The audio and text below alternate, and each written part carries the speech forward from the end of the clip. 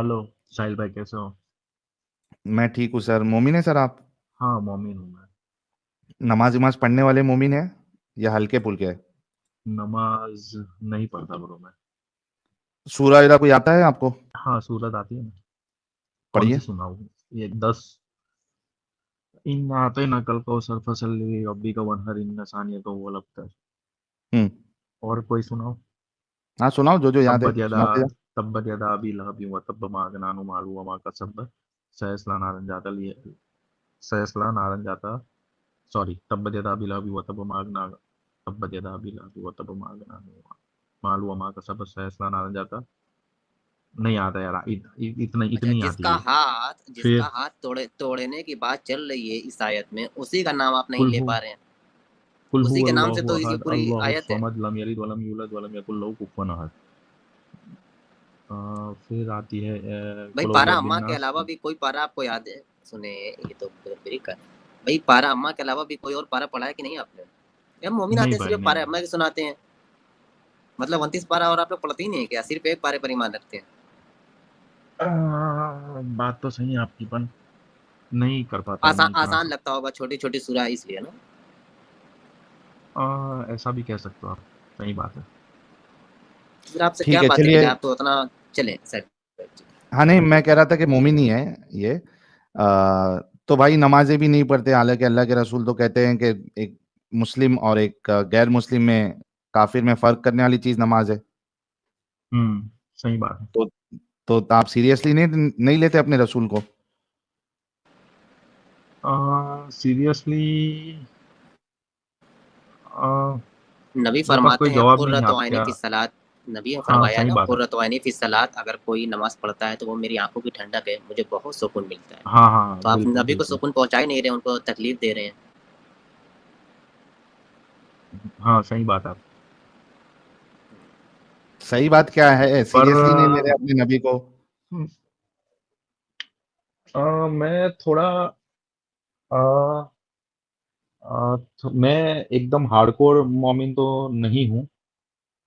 पर देखो, बेसिकली मेरा बहुत सारा कंफ्यूजन है। जैसे कि रिलीजन को लेकर हम्म। बहुत सारा कंफ्यूजन है। तो मैं नॉन बिलीवर तो नहीं हूँ, पर मैं थोड़ा कंफ्यूज हूँ मेरे हम्म। फेथ को लेकर कि मुझे क्या फॉलो करना चाहिए। पर हम्म। मैं नॉन बिलीवर तो नहीं हूँ। पर कुछ ओके। कुछ चीज़ें मुझे इस्लाम की पसंद है, कुछ कुछ चीज़ें मुझे नहीं पसंद है। क्या जैसे कि आपको इस्लाम इस चीज की इजाजत देता है कि आप इस्लाम की चीजों को नापसंद समझे? नहीं, वो इजाज़त नहीं देता है इस्लाम। तो फिर मुसलमान कैसे रहे? आप तो निकल गए, खारिज हो गए।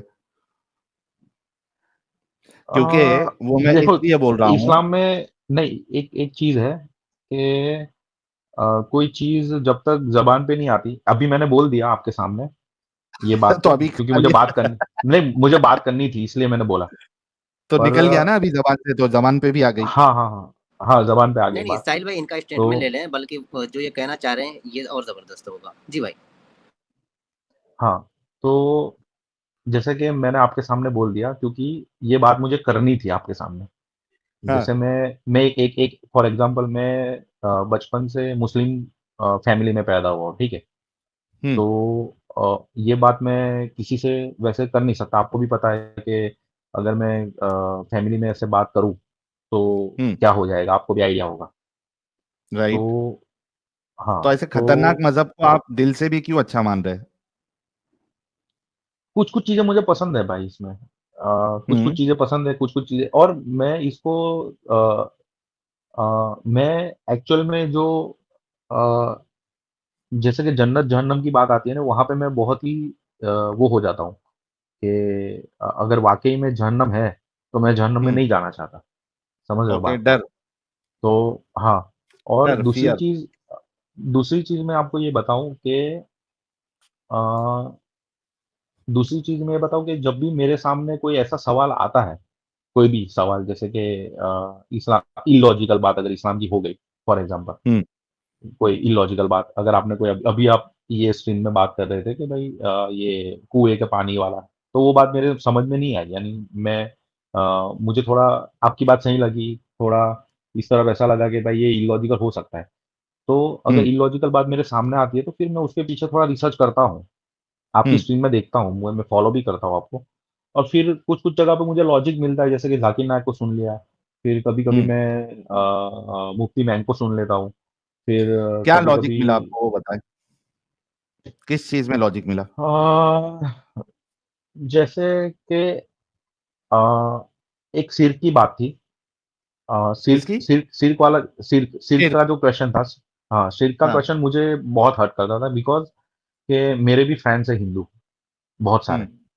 तो हम्म। और वो बहुत अच्छे हैं, यानी मेरा एक दोस्त है पुरुषार्थ, और हम्म। मेरा बेस्ट फ्रेंड है, और वो बहुत ही अच्छा है, बहुत ही अच्छा बोले तो बहुत ही अच्छा है, यानी उसके जैसा बंदा अच्छा, मैंने मेरी आप लाइफ में नहीं नाम देखा। वाम ना बताएं भाई, क्योंकि आप जो है वो आपको लाखों लोग देखेंगे सुनेंगे बाद में, फिर आप मेरे को हाँ बोलेंगे हाँ। मैंने इसका नाम बता दिया, मेरी जान को खतरा हो गया, ये हो गया। पर्सनल डिटेल कुछ भी ना बताए। ठीक है। तो वो बहुत ही अच्छा है, दूसरे भी दो तीन दोस्त हैं मेरे, बहुत ही अच्छे हैं, वो बहुत ही अच्छे हैं, यानी मेरी भी बहुत बहुत हेल्प करते हैं, लोगों की भी बहुत हेल्प करते हैं वो लोग, ऐसा नहीं कि गरीबों की हेल्प करते। तो मुझे तकलीफ होती थी इस चीज़ से, कि शिर्क वाला जो सिचुएशन है, कि वो इस्लाम में सही में बहुत ही क्रूअल है, मैं अगर कहना चाहूँ तो, कि हम्म। अगर कोई बंदा अगर अल्लाह को नहीं मानता, तो वो मतलब कि वो जहन्नम में ही जाएगा, अगर कितना भी अच्छा बंदा हो। हम्म। पर फिर मैंने कुछ वीडियोस देखे जाकिर नायक के वगैरह, तो उसमें से मुझे पता चला कि आफ्टर ऑल अल्लाह मालिक है। तो हम्म। अगर उसके लिए ये शिर्क वाला गुनाह उसके लिए बड़ा ही हो सकता है, रीज़न बीइंग के अगर वो उसने ही अपने को बनाया है और हम उसको ही नहीं पहचानेंगे, तो फिर उसको बुरा लगेगा ही, ऑब्वियस है, हम्म। बहुत ऑब्वियस है। हम्म। तो फिर ब्रो ये गोल-गोल ही घूम मतलब कि ये गोल-गोल ही घूमता रहता है मेरे माइंड में, कि नहीं ये तो फिर आप यहाँ कन्विंस से। नहीं हुए ना उसके आर्ग्यूमेंट से। ये आर्ग्यूमेंट को तो अभी हाँ, तोड़ दूं मैं। हाँ भाई, ये आर्ग्यूमेंट को तो मैं अभी तोड़ दूं। सही इसमें बात है। कौन सा उसने कन्विंसिंग आर्ग्यूमेंट दे दिया?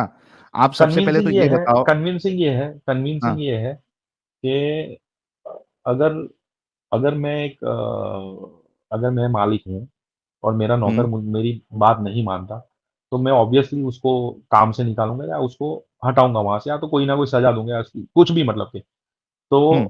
अल्लाह आफ्टर ऑल मालिक है। तो अगर, हम्म। और दूसरी चीज मेरे को ये समझ में आई, हाँ मैं ये बता सकता हूँ कि आ, ये एक चीज तो है कि चाहे बंदा फॉर एग्जांपल वो अ, अ, अरे थोड़ा मूर्ति पूजा जल्दी वगैरह जल्दी नहीं बढ़ो करता हूँ। भाई। हाँ सॉरी भाई, हम्म। मेरा बोलने का मैं थोड़ा वो हो जाता हूँ ना, तो ऐसे ही बात करता हूँ मैं, हम्म। नर्वस हो गया हूँ मैं इसलिए। तो मैं ये अच्छा। बता रहा हूँ कि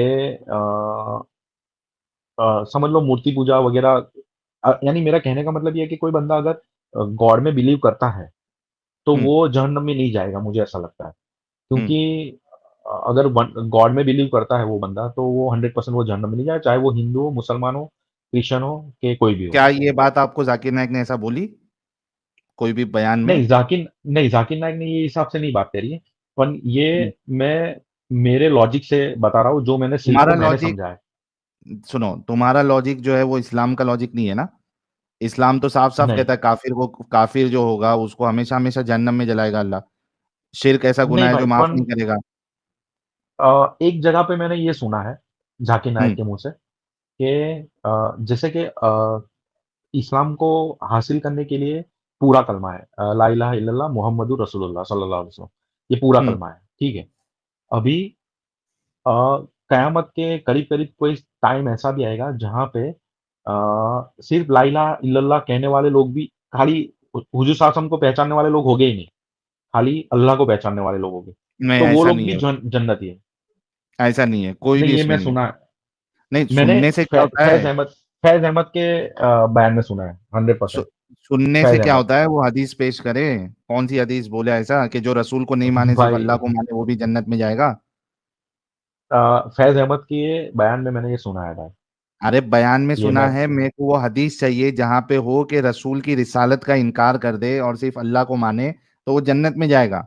बल्कि जो ऐसा कर नहीं, रहा है वो खुद खुदा कुरान के अगेंस्ट में जा रहा है वो। अगर वो वाकई में ठीक है, इस्लाम मुझे वाले अल्लाह हदीस को मान नहीं, रहा है, नहीं रमेश हदीस थोड़ा तो सुन मुझे लो मेरे बिल्कुल, बात। हाँ हाँ, बोलो बोलो।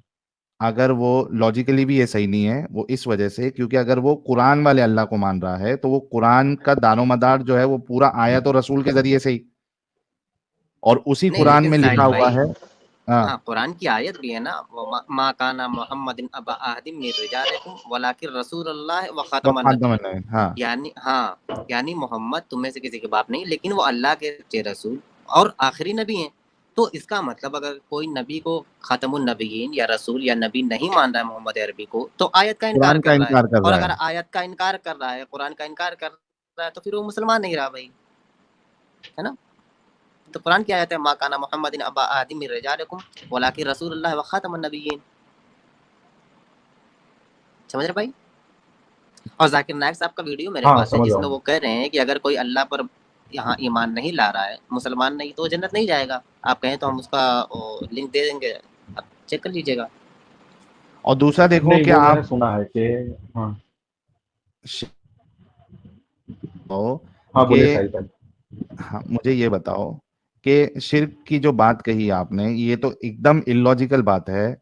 वो इस वजह से कि खुदा को गुस्सा आ जाएगा, आपने कहा। मुझे बताओ, क्या खुदा आसमान पे दिखता है? नहीं भाई। नहीं दिखता, राइट।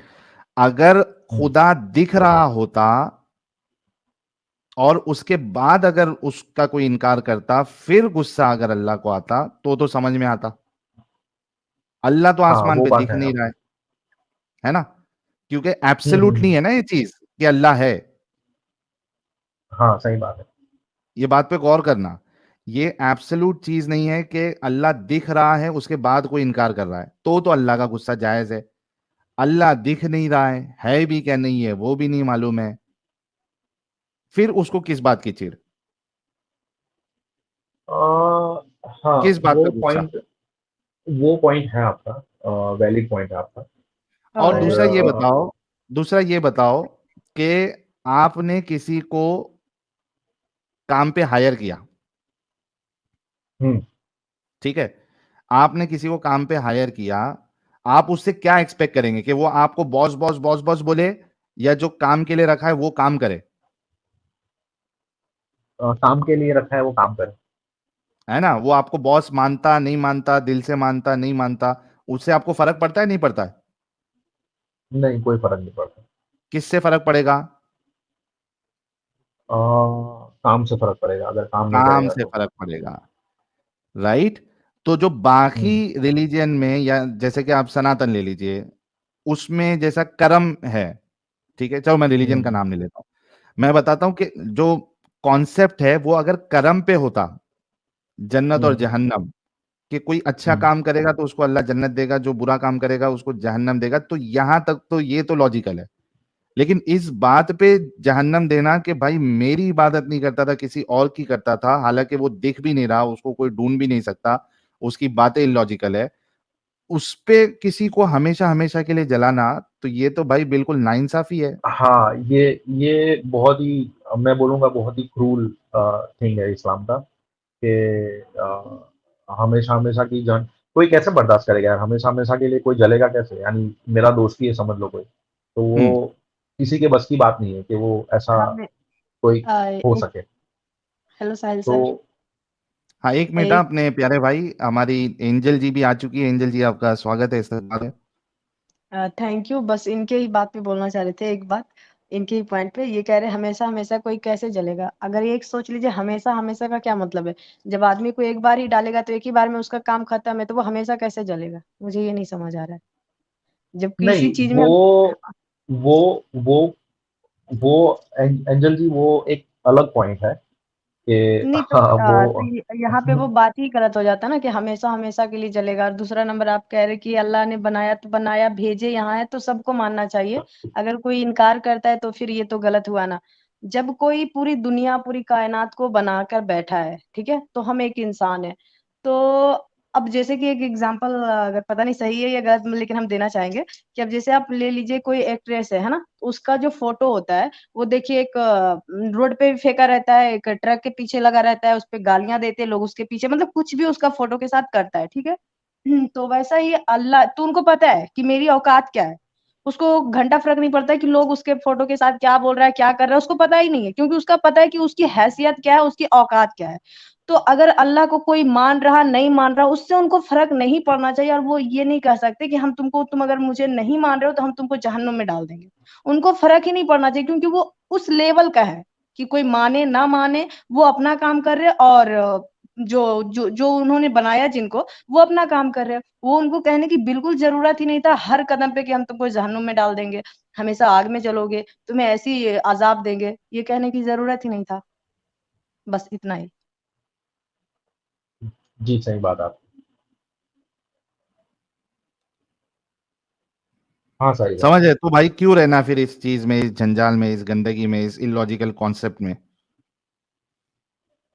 भाई तो कहाँ जाऊँ फिर मैं, आप बताओ चलो। अच्छा एक बात बताओ मुझे, हाँ। एक मिसाल देता हूँ कि आपके घर में गंदगी है। हम्म। गंदगी बहुत छोटी चीज होती है। ये समझ लीजिए कि आपके घर में बॉम्ब है, हम्म। ठीक है? अब हम्म। कोई किसी ने आपको बता दिया प्रॉपरली और साबित भी कर दिया कि आपके घर में बॉम्ब रखा हुआ है, हम्म।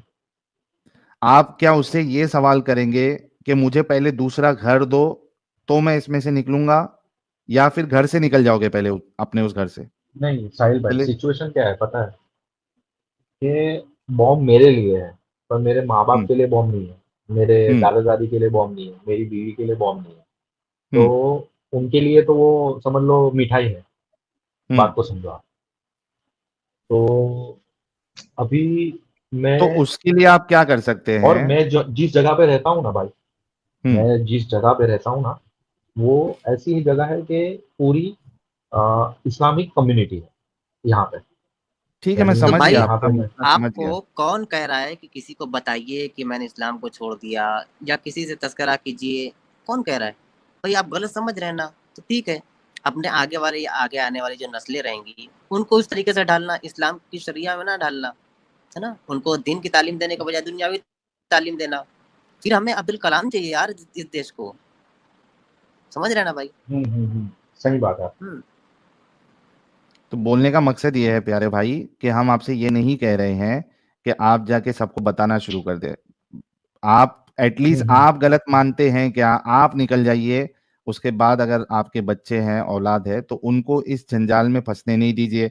धीरे धीरे अगर हो सकता है कोशिश कर सकते हैं, आपकी वाइफ अगर थोड़ी समझदार है तो आहिस्ते आहिस्ते उसको डोज देना स्टार्ट करो। उसको भी ये मत बोलो कि आपने छोड़ दिया, नहीं।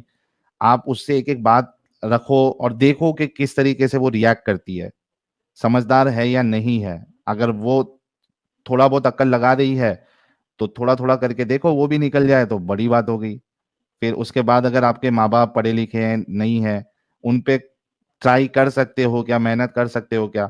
अगर नहीं कर सकते तो मत करिए। एटलीस्ट आपकी फैमिली जो है या आपके बाद जो मेरे जनरेशन आपकी पेरेंट्स अभी आएगी, हज पे है। हाँ ठीक है, वो जब भी आ जाए तो एटलीस्ट जो आपकी जो औलाद है, आपकी बीवी, ये तो कम से कम इस झंझट में, इस बेकार से मजहब में नहीं रहेंगे ना।